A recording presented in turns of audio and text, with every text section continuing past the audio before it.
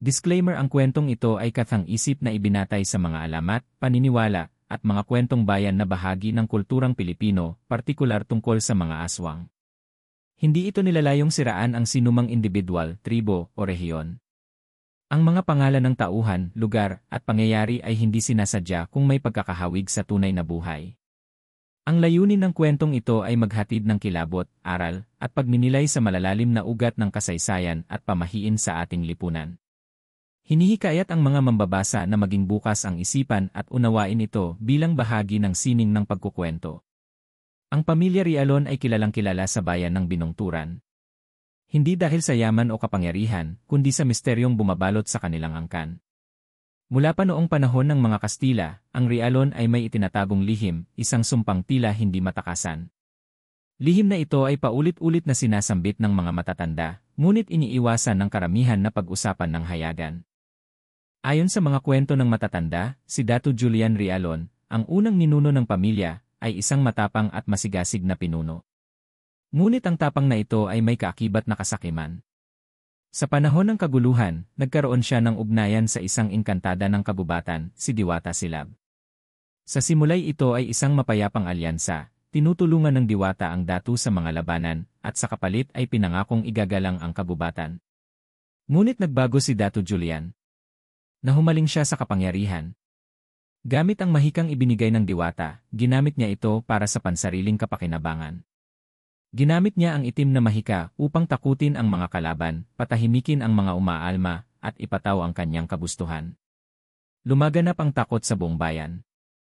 Dahil sa kanyang pagtataksil sa kasunduan, isinumpa siya ni Diwata Silab.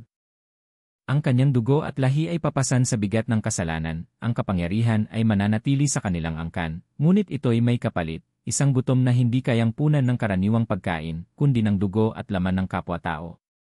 Isang aswang ang isinilang mula sa kasakiman. Dahil dito, lumipat sa liblib na bahagi ng bayan ang pamilya Rialon. Sa gitna ng kagubatan, nagtayo sila ng malaking bahay na gawa sa matitibay na kahoy at bato. Napapalibutan ito ng mga punong may ukit na animoy mga sinaunang agimat. Lumipas ang panahon at ang mga anak ni Datu Julian ay unti-unting natutong ikubli ang sumpa. Ang iba sa kanila ay nakapag-asawa ng karaniwang tao, ngunit hindi nawawala sa kanilang lahi ang itim na mansa ng nakaraan. May mga panahon na tila normal ang lahat, walang insidente ng pagkawala ng tao o hayop. Ngunit may mga gabi rin na bigla na lang may mga bangkay ng hayop na natatagpuan sa gilid ng kabubatan, wala ng laman, tila hinigop ang lahat ng dugo. Sa tuwing may baguhang dumadayo sa lugar at biglang nawawala, ibinubulong ng ilan na baka napadaan sa tahanan ng mga Rialon. Sa kabila nito, ang ibang miyembro ng pamilya ay nagsikap na humiwalay sa sumpa. Ang ilan ay lumuwas ng Maynila, nagtago sa syudad, o nagpakalayo-layo upang kalimutan ang pinagmulan. Ngunit saan man sila magpunta, dala-dala nila ang anino ng kasaysayan. Hanggang sa dumating ang panahong isinilang si Turo Rialon, isang batang matalino at may mabuting kalooban. Lumaki siya sa Maynila, sa pangangalaga ng kanyang tiyahin na si Elena, na matagal nang tumalikod sa mga paniniwala ng kanilang angkan. Pinaniwala si Turo na sila ay isang ordinaryong pamilya lamang, walang sumpa, walang engkanto, walang aswang. Ngunit sa kanyang ika-20 kaarawan, nagsimula siyang managinip ng kakaiba. Paulit-ulit niyang napapanaginipan ang isang babae na umiiyak sa gitna ng kagubatan, tinatawag ang kanyang pangalan. May mga gabi rin na paggising niya ay may bakas ng putik sa kanyang mga paa, at minsan ay may mansa ng dugo sa kanyang kamao na hindi niya maipaliwanag. Habang lumalalim ang gabi ng kanyang mga bangungot, isang liham ang dumating mula sa isang kamag-anak na hindi niya kailanman nakilala. Inanyayahan siya nitong bumalik sa Binongturan dahil may kailangan daw siyang malaman. Laman ng liham ang isang matandang larawan, ang bahay sa gitna ng kagubatan, at sa likod nito ay isang maputlang bata na hawak ang isang itim na kandila.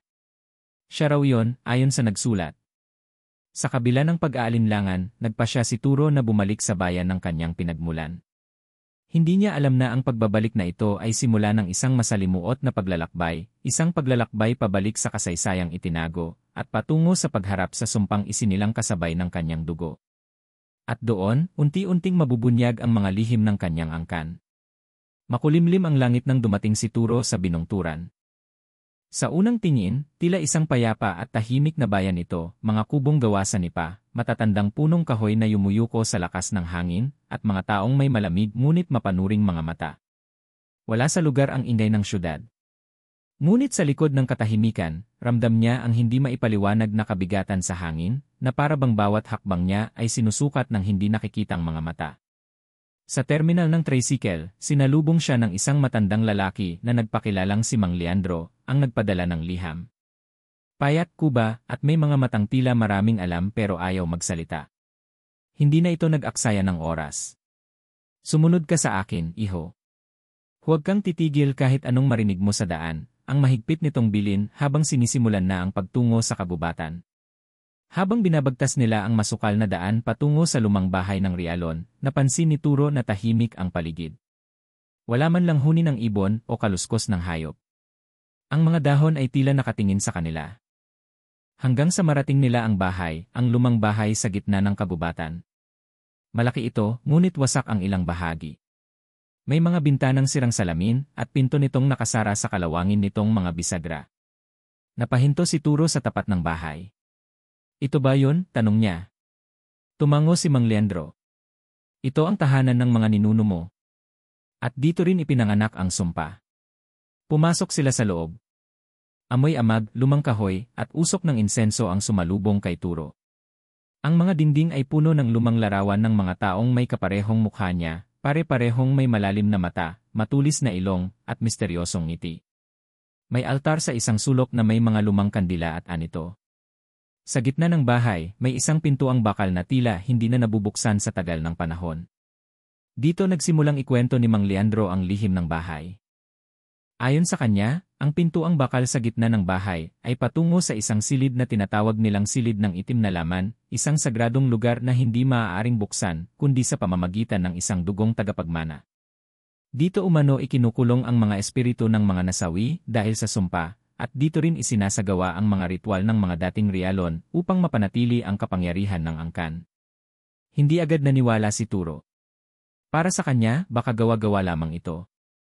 Ngunit sa bawat sulok ng bahay ay naroon ang ebidensya, mga ukit sa kahoy na may sinaunang simbolo, mga lumang sulat na nakasulat sa katutubong baybayin, at mga lumang kasangkapan na tila gamit sa mga okultong ritual.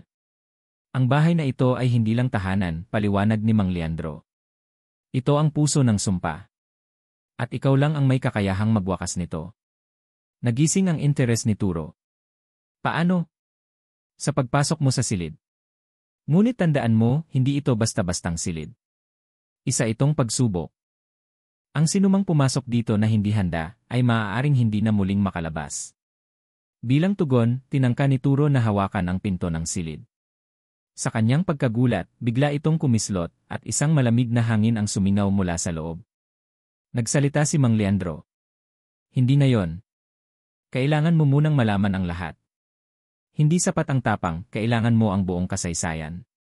Sa sumunod na mga araw, tumira si Turo sa bahay. Sa gabi, may mga kaluskos siya laging naririnig sa kisam. Minsan, may aninong dumadaan sa tabi ng kanyang silid. Sa ilang pagkakataon, tila may bumubulong sa kanyang tenga, mga salitang hindi niya nauunawaan, ngunit tila kilala siya. Sa araw, binubusisi niya ang mga lumang sulat at gamit.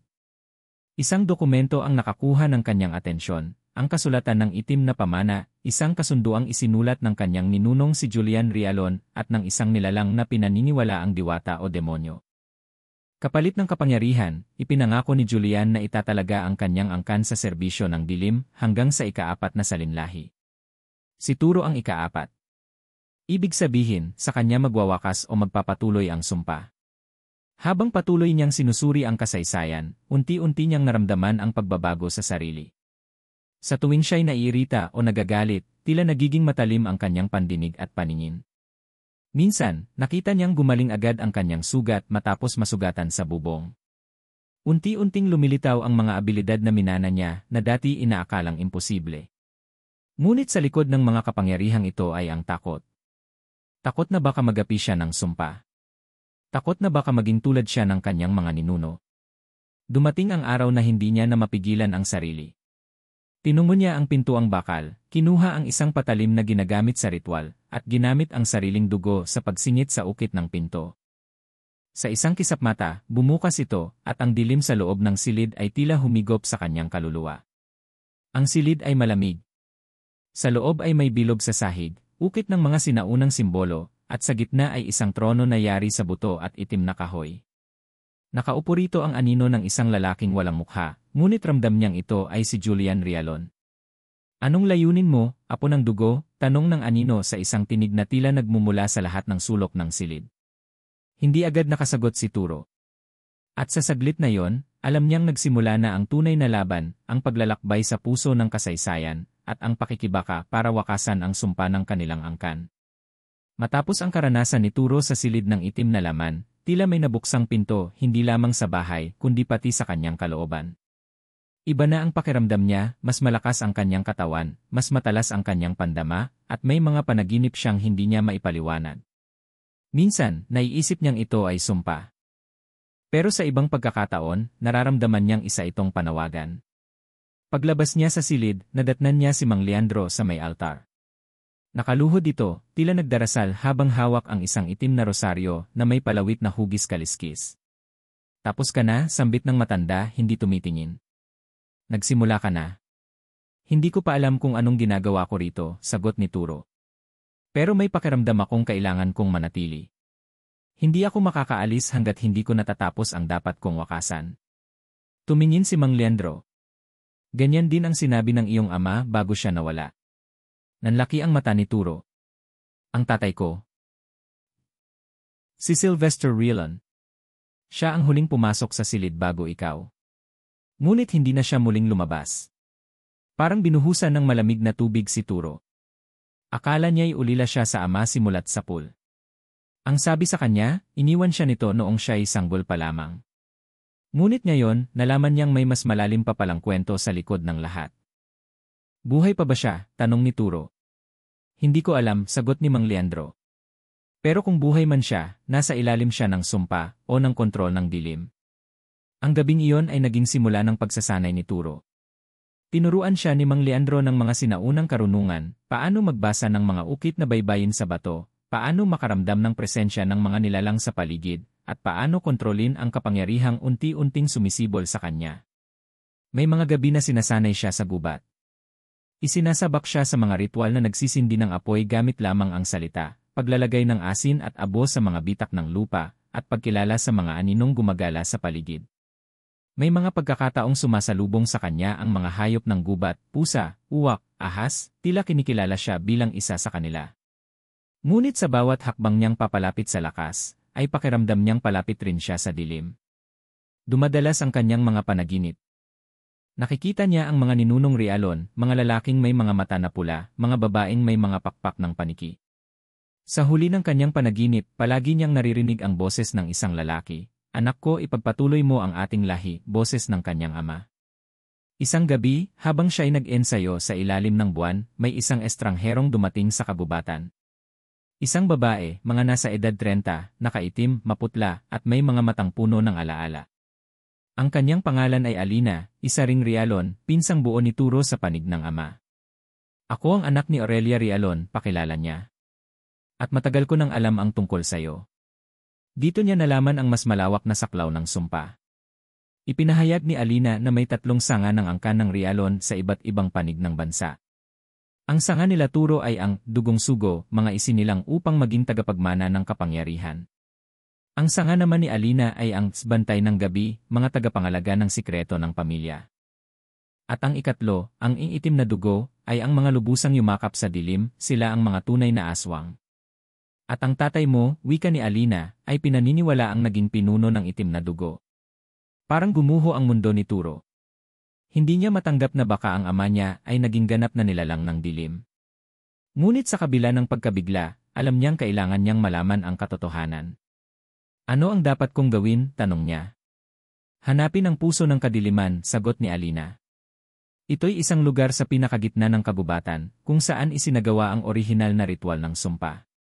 Nandoon ang huling bahagi ng kasunduan. Kung masisira mo ang puso ng kadiliman, mawawala ang koneksyon ng ating lahi sa sumpa. Ngunit may babala si Alina, hindi basta-basta makakapasok sa lugar na yon. Bawat hakbang ay bantay ng mga nilalang na hindi na tao, at ang sinumang hindi buo ang kalooban ay maaaring lamunin ng dilim. Sa mga sumunod na linggo, naghanda si Turo. Nag-aral siya ng mga orasyon, kumuha ng agimat mula sa isang matandang albularyo sa kabilang baryo, at pinanday niya ang isang patalim na yari sa pilak at pinatibay ng asin at dugo ng manok.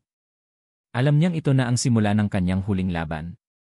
Sa kanyang muling pagharap sa silid ng itim na laman, tumayo siya sa harap ng trono ng anino ni Julian Rialon. "Handa ka na ba?" tanong ng anino. At sa unang pagkakataon, buong tibay na tumugon si Turo. "At handa rin akong wakasan ang lahat." Madilim pa ng lisanin ni Turo ang lumang bahay ng Rialon. Suot ang itim na balabal ni Mang Leandro, dala ang pilak na patalim at isang bote ng asin na sinabayan ng dasal at orasyon. Kasama niya si Alina, na siyang nagturo sa kanya ng daan patungo sa puso ng kadiliman, isang lugar sa pinakailalim ng kabubatan, kung saan halos walang sinuman ang nangangahas na pumunta. "Doon tayo sa gilid ng ilog manggubat dadaan," sabi ni Alina habang binabaybay nila ang masukal na daan.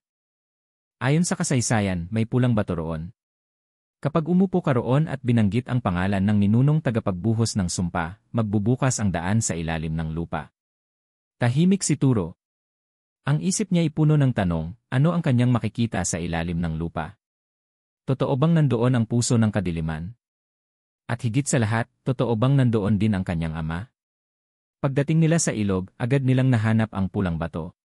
Sa unang tingin, para lamang itong karaniwang tipak ng bato, pero sa mas malapitan ay may mga ukit na baybayin at palatandaang tila gumagalaw kapag tinatamaan ng sinag ng buwan. Umupo si Turo. Huminga ng malalim. Sa pagbigkas ng pangalan ng ninuno, Julian Rialon lumindol. Umingay ang paligid. Mula sa ilalim ng bato, biglang bumuka ang lupa, at lumitaw ang isang hagdang pababa na tila walang hanggan ang lalim. Ang hangin na mula roon ay malamig at amoy nabubulok na laman. Ngunit sa kabila ng takot, hindi na siya umatras. Pumasok sila ni Alina.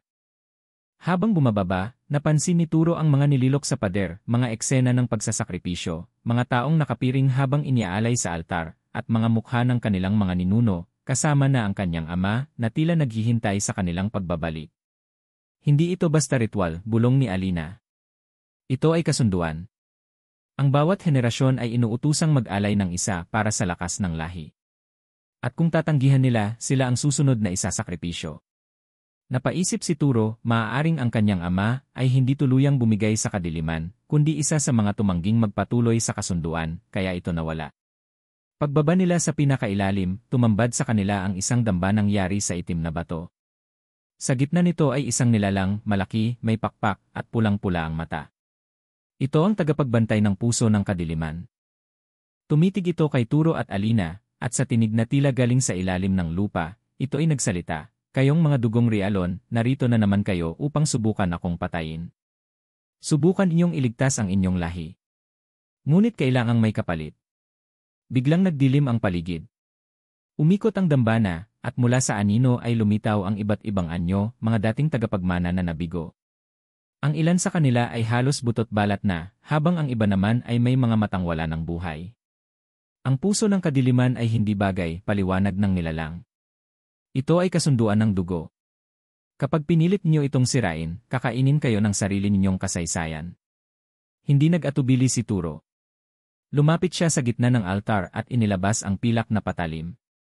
"Hindi kami narito para makipagkasundo.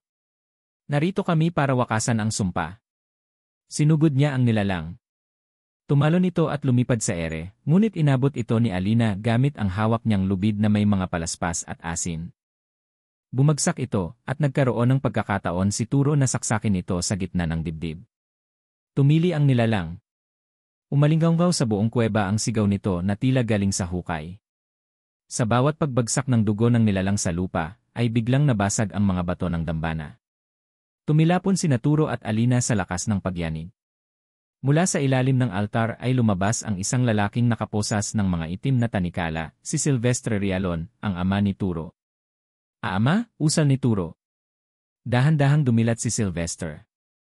"Anak ko, tinapos mo," lumapit si Alina at tinulungan si Turo na tanggalin ang mga tanikala. Bigla silang nakaramdam ng pag-uga sa buong paligid. Ang mga pader ay bumabagsak at unti-unting lumiliit ang silid. Wala na silang oras. Bitbit ang kanyang ama, tumakbo si Turo kasama si Alina pabalik sa hagdan. Habang paakyat, lumilitaw ang mga espiritu ng kanilang mga ninuno, at sa bawat hakbang ay tila sinusubok ang kanilang lakas ng loob. Ngunit sa huli, nakarating sila sa ibabaw, at sa huling sandali, tuluyang gumuho ang daan patungo sa puso ng kadiliman. Humihingal si Turo. Sa kanyang mga braso ay ang kanyang amang muli niyang nasilayan. Sa tabi niya ay si Alina, duguan ngunit ligtas. Natapos na ba? Tanong ni Turo. Tumango si Alina. Ang puso ng kadiliman ay nawasak na. Ngunit ang sugat ng ating lahi ay kailangang hilumin pa. Sa gabing iyon, sa ilalim ng maliwanag na buwan, alam ni Turo na ang tunay na laban ay hindi lang sa dilim, kundi sa pagbabalik ng dangal ng kanilang angkan. Makalipas ang mga araw mula nang gumuho ang daan patungo sa puso ng kadiliman, unti-unting nagbago ang simoy ng hangin sa baryo ng Rialon. Ang dating malamig na ihip ng gabi ay tila naging banayad, at ang mga ibong matagal nang nawala ay muling nagpakita. Isang tahimik na umaga, habang ang hamog ay bumabalot pa sa mga halaman, lumabas si Turo sa lumang bahay, kasama ang kanyang ama na si Silvestre Rialon at si Alina. Pagkalipas ng mahigit 20 taon, muling nasilayan ng mga matatanda ng baryo si Silvestre. Ang kanyang mukha ay bakas ang kahirapan at ang mga taon ng pagkabilanggo sa ilalim ng sumpa, ngunit maliwanag ang kanyang mga mata. Hindi na siya isang lalaking tinakasan ng sarili. Isa na siyang ama, isang nabuhay muli sa layunin. Dahil sa ginawang pagsira ni Turo at Alina sa puso ng kadiliman, nagbago ang takbo ng kasaysayan ng angkan ng Rialon. Ngunit hindi ito naging dahilan para magpakampante si Turo. Sa halip, ito ang naging simula ng mas malawak niyang misyon, ang muling pagbubuo at pagwasto ng kanilang pangalan. Hindi sapat na masira lang ang sumpa, paliwanag ni Alina. Kailangan nating buwagin ang mga nalalabing tagasunod ng itim na dugo. Gusto kong ibalik ang dangal ng pangalan nating Rialon, sabi ni Turo.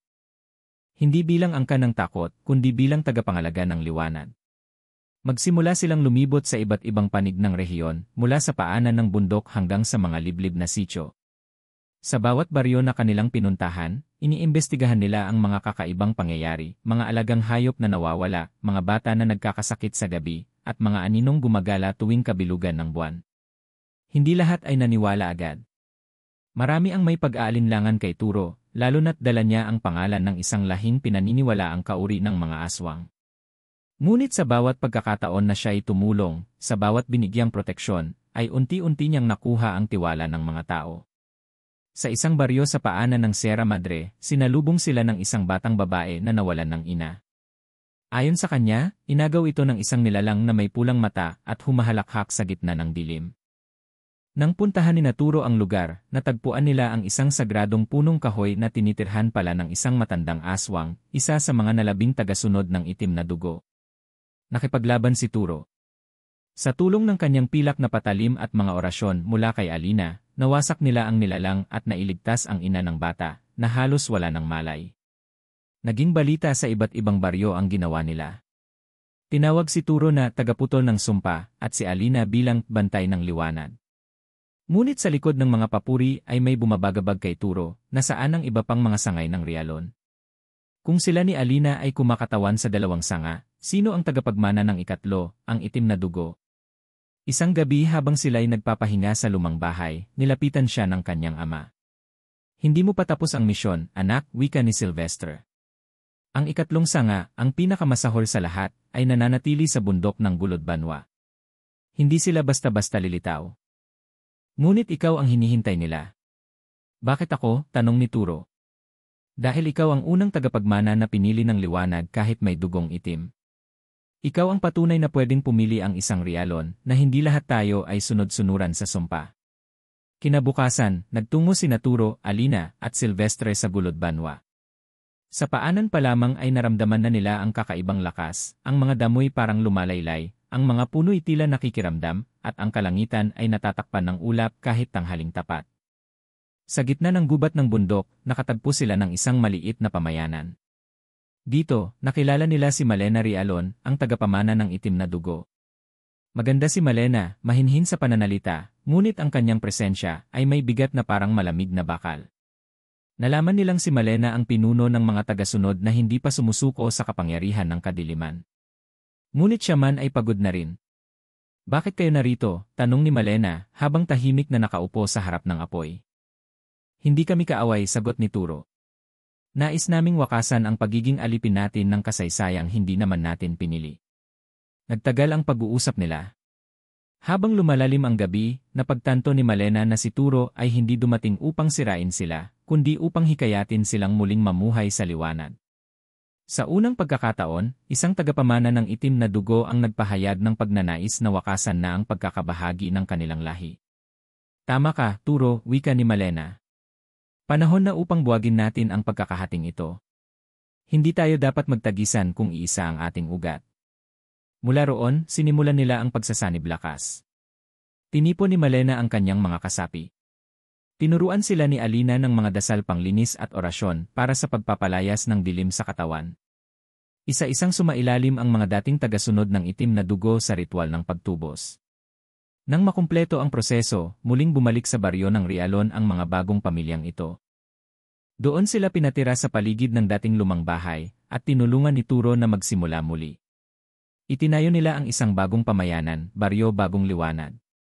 Ang dating takot sa apelyidong Rialon ay napalitan ng paggalang.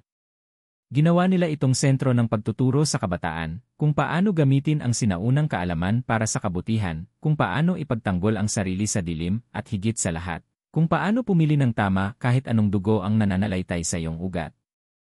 Makalipas ang ilang buwan mula nang mabuo ang Baryo Bagong Liwanag, tila panatag na ang paligid. Sa unang pagkakataon sa kasaysayan ng angkan ng Rialon, namuhay sila ng walang takot sa sumpa at walang aninong sumasama sa gabi. Ngunit sa katahimikan, may bumubuo ng bagong panganib. Sa malalayong kabundukan ng silangan, isang lihim na pulong ang nagaganap, mga nilalang na dating nasa ilalim ng utos ng puso ng kadiliman ang nagsasama-sama. Sila'y mga pinunong aswang, mangkukulam, at mga espiritong hindi pa lubusang natalo, na ngayoy nagkakaisa upang buuin ang tinatawag nilang pagbabangon ng itim na dugo. Isang nilalang na kilala sa pangalang Amaru, isang pinunong aswang na hindi kailanman lumitaw sa kasaysayan ng Rialon, ang nagproklamang bagong tagapagmana ng kadiliman. Anya, nais ng mga Rialon na sirain ang sinaunang balanse. Kung hindi natin sila pipigilan, mawawala ang ating lahi. Habang nagtatatag si Turo ng panibagong kinabukasan, isang gabi may kakaibang enerhiyang bumalot sa Baryo Bagong Liwanag. Ang hangin ay nagbago ng amoy, tila sunog at dugo. Ang mga ilawan ay kusa na lang namamatay. At sa panaginip ng ilang matatanda, muli nilang nakita ang damba ng gumuho, ngunit sa halip na wasak, ito ay muling nabubuo. Sa gitna ng lahat ng ito, isang batang babae na anak ng isang dating tagasunod ng itim na dugo ang biglang nawala.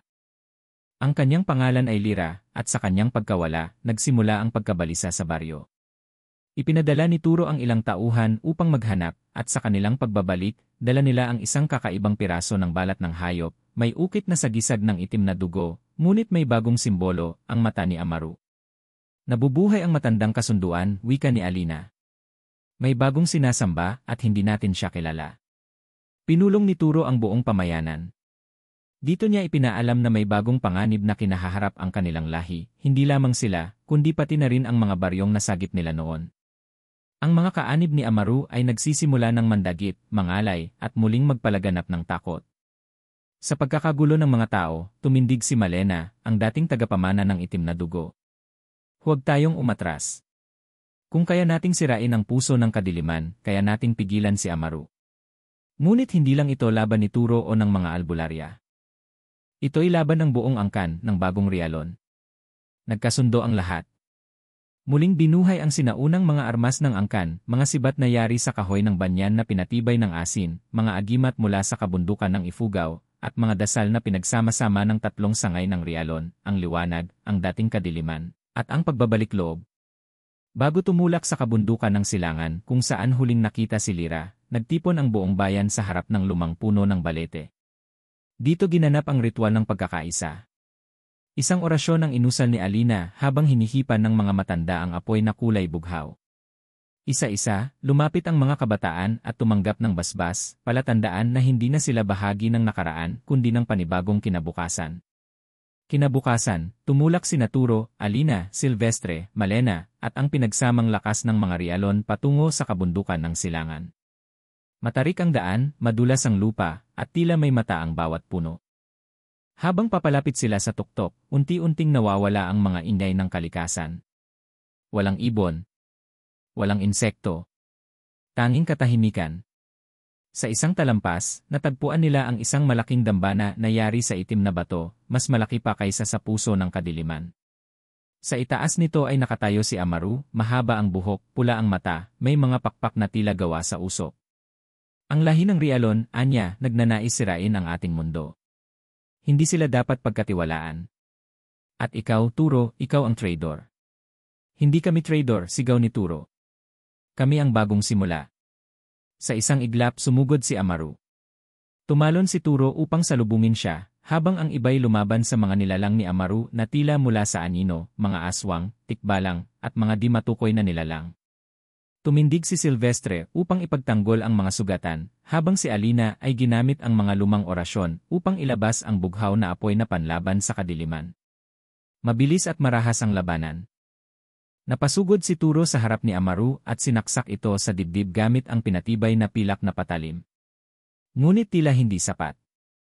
Sa huling sandali, lumapit si Lira, na ngayoy may kapangyarihan na, at inusal ang orasyon na itinuro sa kanya ni Alina noong bata pa siya. Biglang sumiklab ang liwanag sa dambana. Umalinggaw ang hiyaw ni Amaru, at sa isang matinding pagsabog ng liwanag at hangin, naglaho siya, kasama ang mga nilalang ng dilim. Tahimik. Mula sa pagkakagulo, muling tumayo ang mga Rialon. Sugatan, pagod, ngunit buo. Ang huling pagsubok ay nalagpasan na. Ngunit alam nilang hindi ito ang katapusan, bagkus, ito ay paalala na ang kadiliman ay maaaring bumalik, sa anumang anyo, sa anumang panahon. Ngunit kung buo ang loob, matibay ang pagkakaisa, at malinaw ang liwanag ng puso, walang sumpa ang hindi kayang wakasan.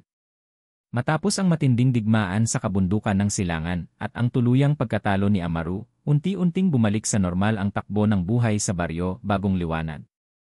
Subalit hindi na ito ang dating pamayanan na tahimik lamang at simple ang layunin, ngayon ay isa na itong sentro ng pag-asa, isang buhay na simbolo ng tagumpay laban sa kasaysayang may halong dilim. Naitala sa mga sinaunang sulat at bagong aklat ang mga pangyayaring naganap. Si Turo ay binansagan bilang pusong liwanag, habang si Alina ay tinawag na ina ng lahi. Ang mga kabataan ay tinuruan hindi lamang ng mga aralin sa eskwela, kundi pati na rin ng kasaysayan ng kanilang angkan, hindi upang palakihin ang trauma, kundi upang maging gabay at paalala sa kanilang tungkulin bilang mga bagong tagapagmana. Sa gitna ng lahat ng ito, madalas na tumutungo si Turo sa isang maliit na kubo sa tabi ng sapa, kung saan madalas siyang mag-isa, dala ang kanyang lumang journal. Sa mga pahinang iyon ay isinusulat niya ang mga alaala, hindi lang ng digmaan, kundi ng bawat ngiting ibinahagi ng mga taong nailigtas, ng bawat halakhak ng mga batang lumaya mula sa takot, at ng bawat gabing ginugol sa pag-asa. Ang sumpa ay hindi agad nawawala, sulat niya. Ngunit kung ang bawat hakbang ay patungo sa kabutihan, unti-unti itong nawawala sa puso. Sa panahong iyon, muling nakabalik ang mga dating taga-angkan ng Rialon na lumayas noong panahon ng kadiliman. Isa na rito si Isidro Rialon, isang matandang lalaking nanirahan sa Maynila at nagkunwaring hindi bahagi ng angkan. Sa kanyang pagbabalik, umiiyak siyang yumuko sa harap ni Turo at Alina. Patawad, anya, iniwan ko ang pangalan natin. Akala ko'y ikakabuti ko. Ngunit mali pala. Dito ako nabibilang. At gusto kong tumulong. Tinanggap si Isidro ng buong komunidad, tulad ng iba pang nagnanais bumalik. Nagpatayo sila ng bagong paaralang Rialon ng sining at sagradong kaalaman. Dito tinuturuan ang kabataan ng mga lumang orasyon, ng sining ng halamang gamot, ng pangangalaga sa kalikasan, at ng disiplina ng puso't isipan. Ang dating nakakatakot na apelyidong Rialon ay naging sagisag na ng pagkakaisa at pagbangon. Sa bawat kasal, binyag, o piyesta sa baryo, ang pangalan ng angkan ay binibigkas hindi sa takot kundi sa pasasalamat. Sa isang pagdiriwang ng pista ng liwanag, nagbigay ng mensahe si Alina, hindi natin binura ang kasaysayan. Bagkus, binigyan natin ito ng bagong direksyon. Ang sumpa ng ninuno ay pinalitan natin ng pagpapatawad, pag-aaral, at pagmamahal. Habang umuusad ang panahon, si Turo ay unti-unting pinapasa ang pamumuno sa bagong henerasyon. Ang dating mga batang tinuruan niya ay ngayon ay mga guro na, manggagamot, at tagapagligtas sa kanilang sariling baryo. Isa sa mga pinakamasigasig ay si Lira, ang batang nawawala noon na nailigtas sa bundok. Siya ngayon ang tumatayong leader ng kabataan, at sa bawat kilos niya, ay naroon ang tapang ni Turo at ang katalinuhan ni Alina. Sa isang pag-uusap nila sa gabi habang nakatanaw sa bituin, tinanong ni Lyra si Turo, paano mo nalaman na ang kasaysayan natin ay kayang baguhin? Ngumiti si Turo. Dahil ikaw ay buhay. At ikaw ay nakangiti. Hindi nagtagal, lumaganap na rin ang balita ng pamayanang ito sa labas ng rehiyon. Marami ang dumadayo upang mag-aral, makiisa, o humingi ng tulong. Ang baryo Bagong Liwanag ay naging simbolo hindi lamang ng isang kwentong aswang, kundi ng tunay na pagbabagong panlipunan. Mula sa takot, nabuo ang edukasyon. Mula sa kadiliman, sumibol ang sining. Ngunit kahit sa ganitong katahimikan, laging may bantay. Ang mga orasyon ay isinusulat sa mga bato sa paligid ng baryo, ang mga panaginip ng matatanda ay sinusuri bawat linggo, at ang mga kabataan ay may buwan ng pagsasanay. Hindi sila kampante, ngunit hindi na rin sila alipin ng takot. Ang tagumpay ay hindi nangangahulugang tapos na ang laban, bagkus, ito ay paalala ng responsibilidad. Sa puntong ito, hindi na lang basta kwento ang buhay ni Turo. Isa na itong alamat. Ngunit para sa kanya, siya'y isang simpleng tao lamang, anak ng isang lalaking sinumpa, at tagapagmana ng pag-asa. Isang araw, habang binabasa niya ang isang sulat ni Alina na isinulat sa kanya noong panahon ng digmaan, tumulo ang luha niya, kung mamatay man ako bukas, masaya akong nabuhay dahil sayo. At kung mabuhay man tayo ng matagal, sana makita natin ang mga batang Rialon na tumatakbo sa bukirin, malaya, masaya, at may pangarap. At iyon nga ang nakita niya. Lumipas ang maraming taon mula nang bumagsak si Amaru at tuluyang naglaho ang huling malaking banta sa lahi ng Rialon. Ang dating lahing tinaguriang may sumpa ng aswang ay ngayoy kinikilala sa buong rehiyon bilang tagapagligtas, tagapagturo at tagapag-ingat ng mga sinaunang kaalaman. Ang baryo Bagong Liwanag ay hindi na lamang isang simpleng pamayanan. Isa na itong modelo ng pagkakaisa at reforma, pinupuntahan ng mga eskolar, manggagamot, albularyo, at mga lider ng komunidad upang matuto sa kanilang karanasan at pamamaraan ng muling pagbuhay ng isang lahing nilamon ng kasaysayan. Sa gitna ng baryo, itinayo ang isang malaking dambana ng kalayaan. Hindi ito gawa sa mamahaling bato o metal, kundi sa pinagtagpi-tagping kahoy mula sa mga punong saksi sa mga labanan, balete, akasya, at banyan. Nakaukit dito ang mga pangalan ng mga Rialon, bawat isa, mula sa mga naunang henerasyon hanggang sa mga sanggol na pinanganak sa bagong panahon. Ang dambanang ito ay hindi para sa pagsamba. Bagkus, ito ay para sa pag-alala ng bawat dugo, luha, at sakripisyo na humubog sa kanilang kalayaan. Sa isang okasyon ng araw ng pagkabuhay ng angkan, isang taunang pagdiriwang, muling nagsalita si Turo sa harap ng libu-libong tao, hindi natin binura ang ating nakaraan. Tinanggap natin ito. Pinag-aralan. At ngayon, ginamit bilang gabay. Hindi natin ikinakahiya na galing tayo sa isang angkang sinumpa, dahil doon natin nakita ang tunay na halaga ng pagbabago. Tumindig din si Lyra na ngayon ay itinuturing ng susunod na pinuno ng baryo. Sa kanyang talumpati, sinabi niya, hindi sapat ang sabihing tapos na ang sumpa. Dahil ang tunay na kalayaan ay kapag wala ng batang Rialon ang lumaki sa takot na baka maging halimaw din sila. At ngayon, masasabi ko, walang sinuman sa amin ang lumaking takot sa sarili nilang anino. Habang bumubuhos ang palakpakan, may mga luha sa mata ng matatanda. Isa na roon si Alina, na ngayon ay tila pinagbuklod ang tatlong salinlahi sa kanyang presensya. Isa rin si Silvestre, ang tagapagligtas at tagapagturo ng kabataan, na ngayon nagsusulat ng kasaysayan sa aklat ng mga bayani. Ngunit higit sa lahat, si Turo, na matanda na ngayon, ay tila panatag na ang puso. Sa kanyang huling journal entry, isinulat niya, ngayon, hindi ko na dinadala ang bigat ng lahi namin. Wala na akong gustong patunayan. Ang gusto ko na lang ay umupo sa lilim ng puno ng mangga, pakinggan ang tawa ng mga bata, at maramdaman ang simoy ng hangin na wala ng amoy ng dugo o takot. Kalayaan. Ito na yon.